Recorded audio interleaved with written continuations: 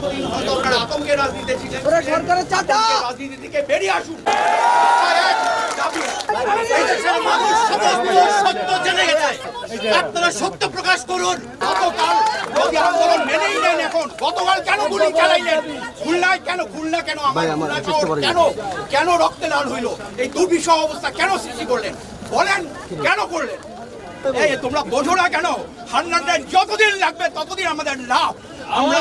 আমরা তো আলাপ করছি, যতদিন রাখবে রাখুক না, আরো রাখুক, আরো রাখুক, আমাদের ধরে নিয়ে যাক, আরো রাখুক। আজকে তো আসছে ওই জন্য হান্নানদের যদি মুক্তি চাই, যদি মুক্তি দিয়ে দেয় তাহলে তো সেটা যে অন্যান্য চাতুরি করছে ওই চাতুরি হবে, চালাকি না চাতুরি।